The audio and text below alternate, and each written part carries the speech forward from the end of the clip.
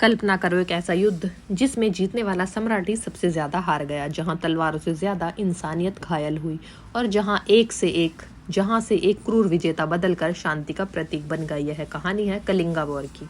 कलिंगा युद्ध भारतीय इतिहास का एक अत्यंत महत्वपूर्ण और निर्णायक युद्ध था जो लगभग 261 ईसा पूर्व में लड़ा गया। यह युद्ध मौर्य सम्राट अशोक और कलिंग राज्य के बीच हुआ था। इस युद्ध ने न केवल राजनीतिक स्थिति को बदला बल्कि एक शक्तिशाली राजा के जीवन और सोच को भी पूरी तरह बदल दिया।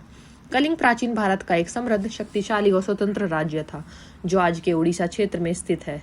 यह राज्य समुद्री व्यापार, संस्कृति और आर्थिक समृद्धि के लिए प्रसिद्ध था। कलिंग के लोग स्वतंत्रता प्रिय थे और किसी भी बाहरी शक्ति के अधीन होना स्वीकार नहीं करते थे। अशोक एक महत्वाकांक्षी और शक्तिशाली शासक था। उसने अपने शासन के प्रारंभिक वर्षों में कई क्षेत्रों पर विजय प्राप्त की थी। उसका उद्देश्य एक विशाल और एकीकृत साम्राज्य बनाना था। कलिंग मौर्य साम्राज्य के बीच स्थित एक महत्वपूर्ण क्षेत्र था। यह दक्षिण भारत और उत्तर भारत के बीच संपर्क का मार्ग था। समुद्री व्यापार के लिए अत्यंत महत्वपूर्ण था। अशोक चाहता था कि वह पूरे भारत को अपने नियंत्रण में ले आए, इसलिए उसने कलिंग पर आक्रमण करने का निर्णय लिया। कलिंग युद्ध बहुत ही भीषण और रक्त रंजित था। दोनों पक्षों ने पूरी ताकत और साहस के साथ युद्ध किया।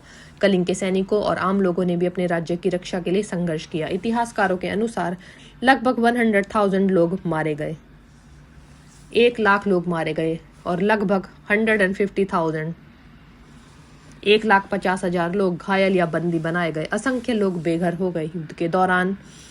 युद्ध के मैदान में चारों ओर लाशें बिखरी हुई थी। घायल लोग दर्द से करा रहे थे और वातावरण में चीख पुकार गूंज रही थी। यह दृश्य अत्यंत भयावह और दिल दहला देने वाला था। युद्ध के बाद जब अशोक ने इस विनाश को अपनी आंखों से देखा तो वह गहरे दुख और पश्चाताप से भर गया। उसने महसूस किया कि यह जीत वास्तव में एक बड़ी हार थी।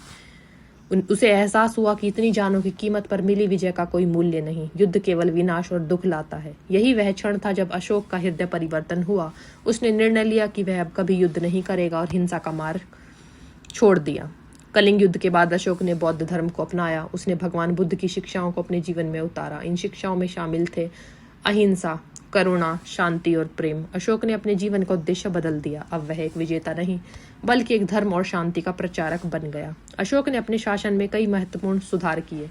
प्रजा के कल्याण के लिए योजनाएं बनाई, अस्पतालों और सड़कों का निर्माण किया। पशुओं के प्रति भी दया और संरक्षण की नीति अपनाई।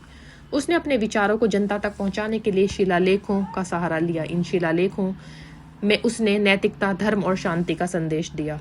कलिंग युद्ध का प्रभाव केवल भारत तक सीमित नहीं रहा बल्कि पूरे विश्व पर पड़ा। अशोक एक क्रूर विजेता से एक दयालु, शांतिप्रिय शासक बन गया।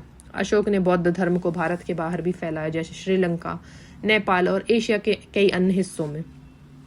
इस युद्ध ने यह सिद्ध कर दिया कि सच्ची विजय हिंसा में नहीं बल्कि शांति और करुणा में होती है। कलिंग युद्ध भारतीय इतिहास का एक ऐसा मोड़ था जिसने एक सम्राट के जीवन की दिशा बदल दी और पूरी मानवता को एक महत्वपूर्ण संदेश दिया। यह हमें सिखाता है कि युद्ध विनाश लाता है, दया और करुणा ही सच्ची शक्ति है। अशोक ने बहुत सारे युद्ध जीते, लेकिन सबसे बड़ी जीत उसने अपने दिल पर पाई। तो फटाफट से जाइए ऐसे ही भारतीय इतिहास से जुड़ने के लिए चैनल को सब्सक्राइब कीजिए।